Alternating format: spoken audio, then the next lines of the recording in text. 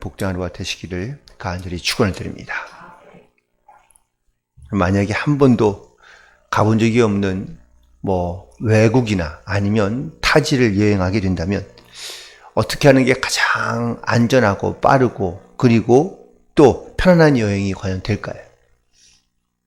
먼저 아는 지인을 찾는 것이 제일 중요하겠죠. 그 지역에서 오래 살고 있거나 아니면 거기서 오랫동안 생활했던 사람을 찾아서 그에게 아마 안내를 부탁하는 것이 가장 좋은 방법 중에 하나일 겁니다.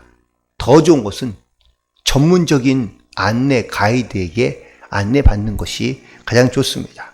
전문가의 안내를 받을 때 우리는 안전하기도 하고 또 우리의 시간과 힘을 효율적으로 사용할 수가 있기 때문인 거죠. 그래서 여행할 때는 반드시 가이드와 동행하는 것이 제일 편한 방법이고 쉬운 방법입니다. 그렇다면 우리의 인생의 길을 가장 쉽고 빠르고 안전하게 갈 수 있는 가장 좋은 방법은 과연 뭘까요? 인생의 전문 안내 가이드가 있다면 그 안내 가이드를 따라가면 좋겠는데 인생에는 가이드가 존재하지 않습니다. 오직 하나님만이 우리의 진정한 인생의 가이드가 되어 주셔서 우리가 하나님께 하나하나 물어보고 그리고 또 하나님의 인도하심을 따라 나아가는 이것이 바로 가장 지혜로운 방법인 줄로 믿습니다.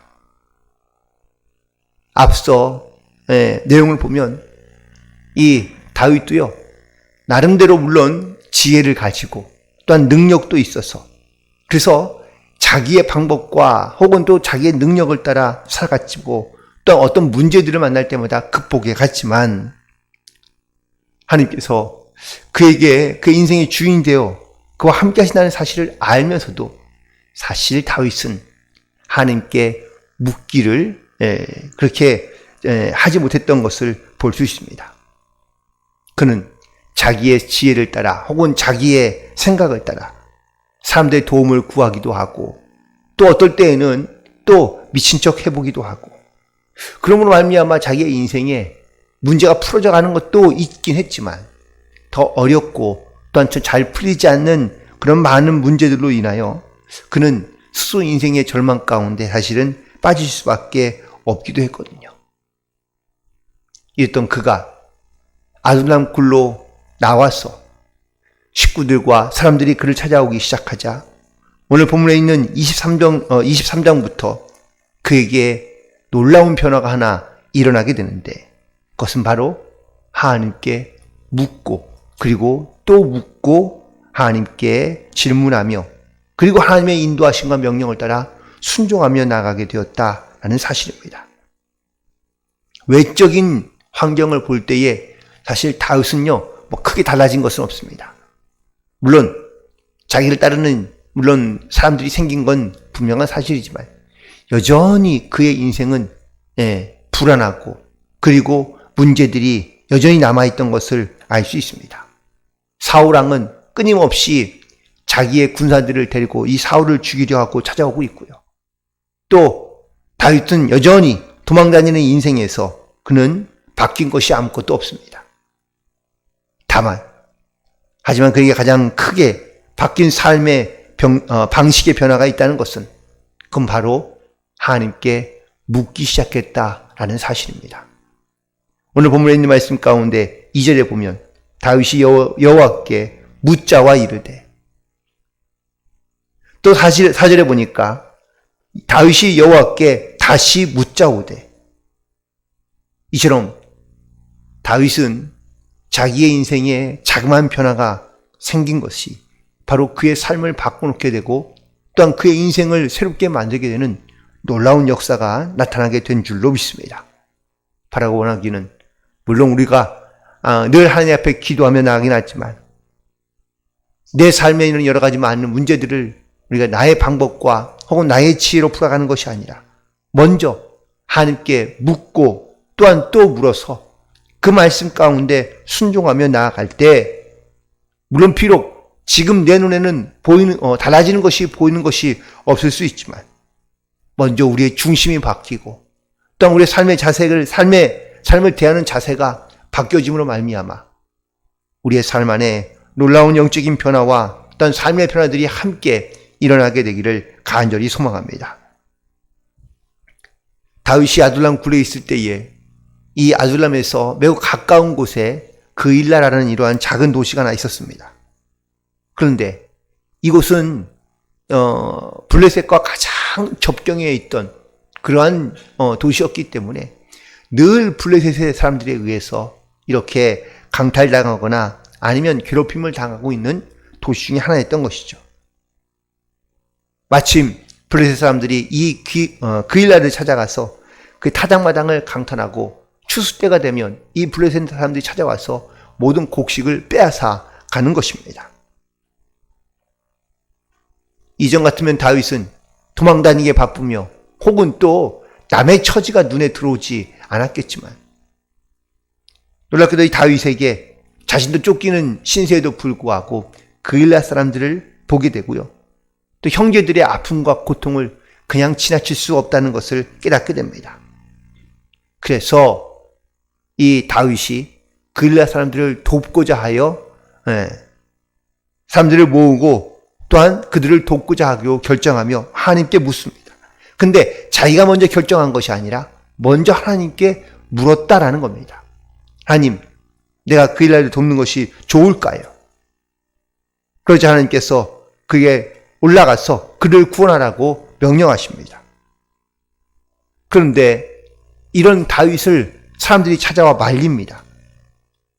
지금 우리가 이 사울을 찾아 도망다니기도 바쁜데 그런데 블레셋 사람들과 전쟁하게 된다면 이거는 어리석은 일이라고 많은 사람들이 매우 현실적이며 그리고 합리적으로 이 문제에 대하여 반대합니다. 그러면 어떻게 하면 좋을까요?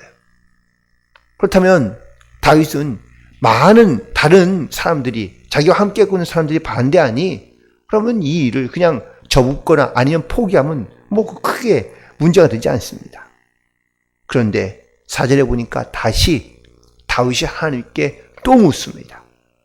하나님, 올라가는 것이 좋을까요? 라고 묻자 하나님께서 반드시 올라가라고 명령하고 그들을 구원하라고 명령하시자 이번에는 사람들에게 묻는 것보다 하나님의 명령에 순종하며 그리고 이 그일라를 올라가서 그들과 블레셋과 전쟁하여 승리하게 되는 것을 보게 됩니다. 다윗이 보여준 행동에 우리는 매우 큰 의미가 있는 것을 깨닫게 됩니다. 사람의 일을 할 때에 사람의 방법으로 하는 것도 물론 좋습니다. 하지만 하나님께 먼저 묻고 그리고 또 물어 하나님의 뜻이 무엇인지를 우리가 분별하지 않는다면 그렇다면 우리는 여전히 그냥 세상의 방법과 또한 사람의 말을 따라 우리가 살아갈 수밖에 없는 경우가 많다는 겁니다. 하나님의 응답이 과연 무엇일까?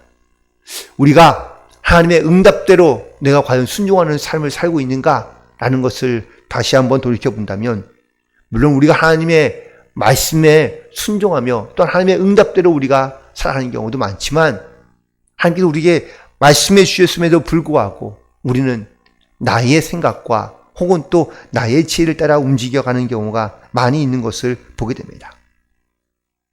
지금의 다윗의 상황이라면 그는 남을 도울 만한 형편이 되지 않습니다. 그럼에도 불구하고 그가 하나님께 묻자 하나님께서 가서 도우라고 명하신 겁니다.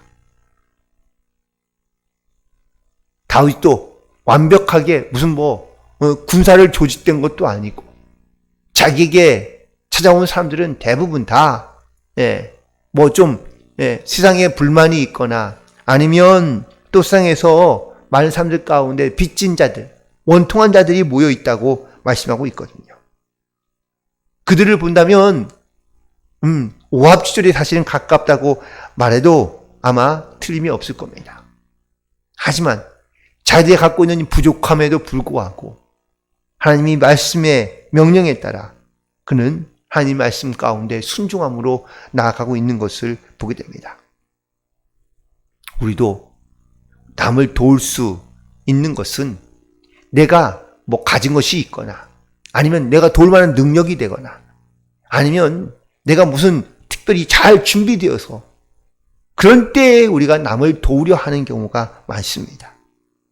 그래야 부담도 덜 되고 혹은 또 그것이 마땅하다고 여기기 때문인 것이죠. 그런데 만약에 내가 하나님께 먼저 묻는다면 하나님께서는 과연 우리에게 뭐라고 말씀하실까요?